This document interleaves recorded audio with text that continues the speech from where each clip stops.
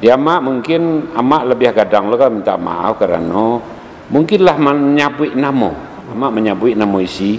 Di dalam isi itu mungkin ada STSI nanti singguang atau ASKI atau kokar nan sabalun itu. Dia mak kini pikiran bayaklah tumbuh mupahum kokoh nala timbul. Beribu-ribu kali amak minta maaf nan sakadang-kadangnya. Untung-untung inggo kau kateh akan menjadi suri toleran kain kecupak toleran umat tuang sama kita cari jalanan elok untuk menyelesaikannya. Yo bana pitua minang ndak ada karuah nantak janiah ndak kusik nantak selesai. Sapue silang je salisia datang bana sama beramai. Halo bro, brother everywhere. Assalamualaikum warahmatullahi wabarakatuh. Kembali lagi dengan saya Dapan Mulifa dan di sebelah saya ada Mak Kati. Di sebelah lagi ada Pak Ajizar. Pak Ajizar di Mulifa Channel.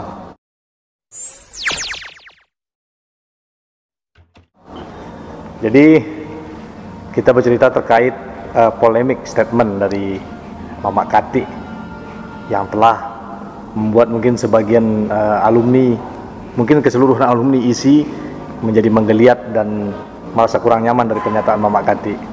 Tapi sebelumnya kita akan ngobrol-ngobrol dulu sebelum Mak Kati minta maaf.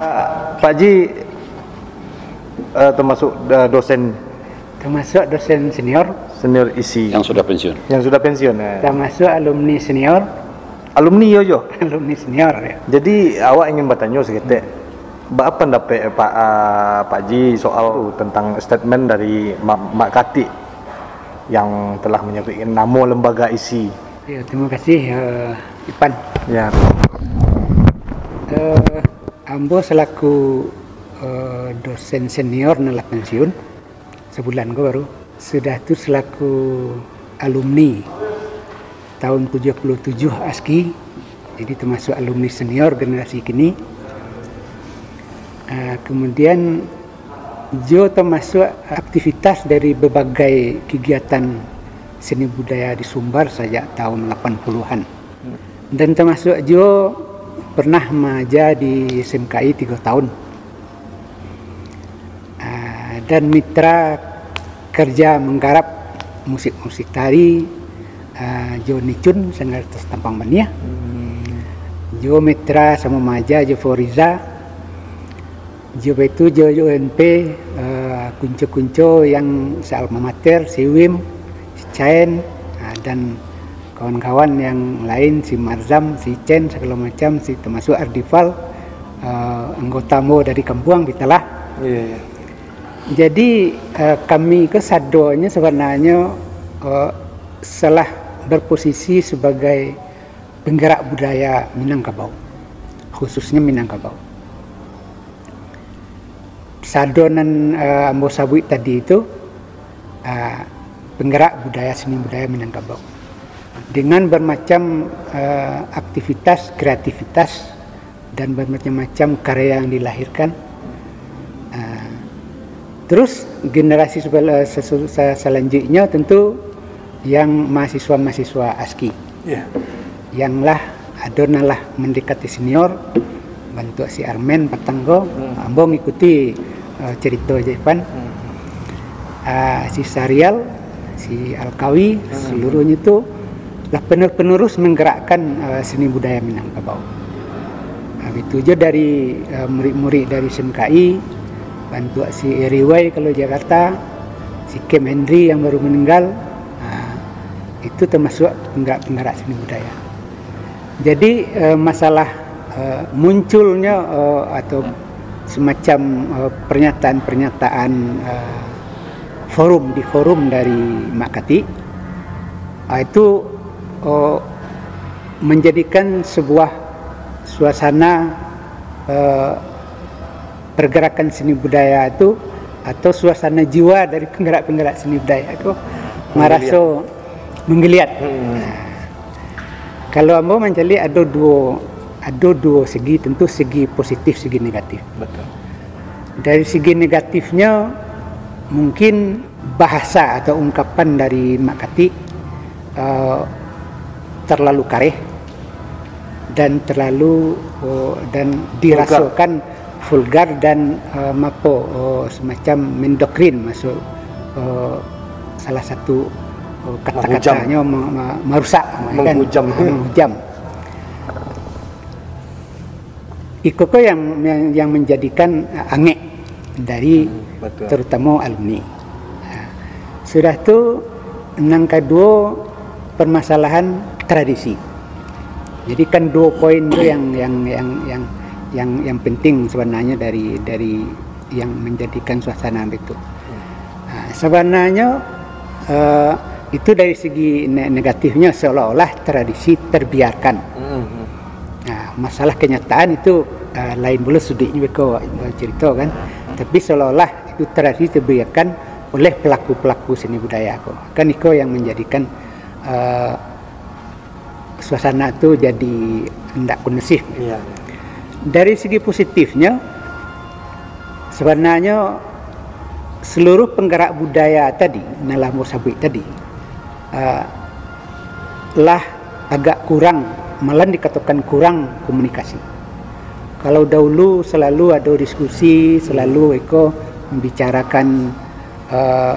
membicarakan suatu kasus-kasus budaya, kasus-kasus seni, mungkin sesuai lo situasi nan dulu.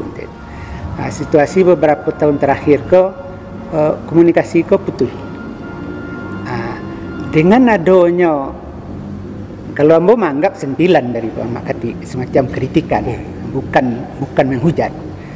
Dengan ada sentilan dari Makati, bentuk itu terjadi suasana baru untuk terjadi suatu penyadaran baru bahwasanya rupanya kita perlu untuk saling bertemu. Itu dari segi positifnya. Dari segi positifnya.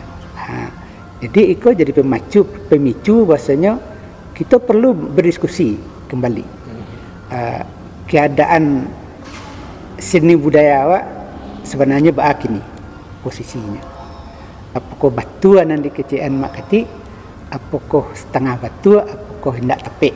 Cuman permasalahannya ada di kato isi perusak. Itu yang sebenarnya membuat makin menggeliat tuh itu di garis bawahnya. Ya, itu kalau menurut pengamatan awak itu kan arahnya kemana? General sifatnya, tapi sampel diambilnya di Makati isi waktu itu kan. Kalau permasalahan Randai bentuk ambo jo selalu sering jadi juri Randai di Makati, di Pak Sun, dan cukup mengikuti perkembangan tari sejak dari zaman mulai Bu Iyet bergerak. Jadi hal-hal nilai-nilai yang lah ada sebelum itu, nilai-nilai yang ada di budaya Minang, itu tidak sepenuhnya terkreasikan di dalam karya-karya baru. Permasalahannya bukan permasalahan tidak mampu, bukan permasalahan mampu tidak mampu, tapi mungkin permasalahannya wawasan atau paradigma itulah berubah. Paradigma lah berubah. Mungkin Makatinya dalam posisi paradigma tradisi atau paradigma nilai-nilai. Sedangkan paradigma baru terjadi karya-karya baru.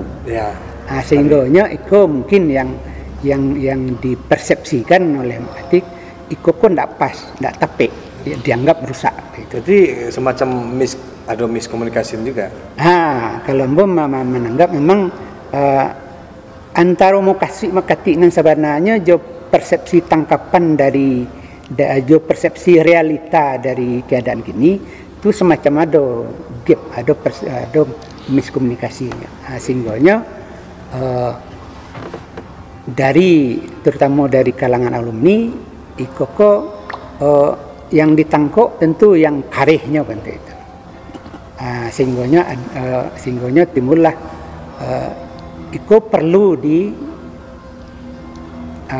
dinetralisir atau perlu didialogkan lagi dan ungkapan itu tidak pas untuk itu. Jadi kalau menangkap dari pembicaraan Jo Armen sendiri, sonanya itu dikembalikan dulu balik, dicabut ke balik, sehingga apa langkah selanjutnya. Tentu hal-hal kok tidak sepenuhnya seperti itu, dan sebenarnya kreasi-kreasi yang lah dibuat oleh generasi, oleh penggerak-penggerak budaya yang mau sabut tadi itu sampai ke alumni itu malahan itu lah jadi jaminan juga untuk Minangkabau kok terangkat dari segi nasional dan dunia. Jadi artinya kan tidak pas tuh. Itu kira-kira kalau bayangan Ambo nampak dari segi permasalahan kok. Sebab Ambo sendiri sebetulnya Ambo cukup komit dengan pendokumentasi tradisi, kemudian mewarisi tradisi itu, dan juga inovasi, sehingga mahasiswa Ambo selalu disarankan untuk memasuki dunia teknologi, dunia digital. Malahan berkarya mesti melalui itu. Dan itu salah satu visi yang sebenarnya tidak boleh jawab tinggalkan. Jadi Mak Kati emang gaya mak mode itu mantak kalau mengecek atau apa tuh mak? Emang keseharian kayak gitu mak? Itu terlapih dari keseharian atau pak, kadang-kadang refleksi dari tubuh itu sendiri kadang-kadang kan sesuai dengan keinginan naluri dari batiniah itu sendiri, apa yang ingin dia sampaikan, barunya didukung oleh gerakan. Jadi aman tidak tahu pasti. Sebab itu dalam kajian tasawuf kalau mak apa panjang, pencalian mata akan sama jauh aja pencalian batin. Kalau ada orang mengecek pencalian mata jauh pada pencalian batin lebih jauh pada mata, itu salah kadang orang. Sebab nan bisa awak urai jo batin itu balik pasti nalah pernah diceliak mata. Tidak bisa awak menceliak ada si John namanya tu awak celiak dapur orang rumahnya gini, tidak bisa membayangkan kalau kejauhan nak celiak mata. Tapi kalau dapur orang gaya mo dia lah celiak mata mo baru bisa menceliak tu. Jadi aplikasi dari gerakan dan segala macam itu mungkin tertuang dari itu, makanya lahir sebuah gestur tubuh dan segala macam. Ini kok Ambo akan minta maaf atas konten Ambo yang sebelumnya dengan Mak Kati di yang kita adakan di Jakarta ya Mak ya. Ya. Kalau Dek Mak Kati, dia mak pun baik tujuh. Kalau anyo gawa jo kilaf ada di dunia lah biasa. Kalau awak lah meminta maaf tentu membari lah hendaknya.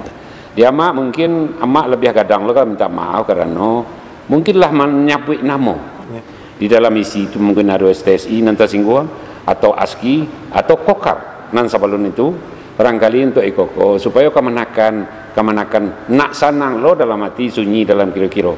Run yang ko adonan bahasa dua ke toko dorong lompatan, dek digek kali biasa, dek kali pantang taubah bak cincin laki di jari. Dia mak kini, pikiran bayaklah tumbuh mu pahum kokoh nala timbul. Beribu-ribu kali mak minta maaf, nan sakadang-kadangnya. Untung-untung, inggo ko kateh akan menjadi suri toleran kain kecepat toleran umat tuang, sama kita cari jalanan elok untuk menyelesaikannya. Yo bana pitua Minang, ndak ada karuan nantak janian, ndak kusik nantak selesai. Sepuih silang jasa Malaysia datang bana sama beramai. Untuk para alumni, amak mohon maaf dan sekadang-kadangnya.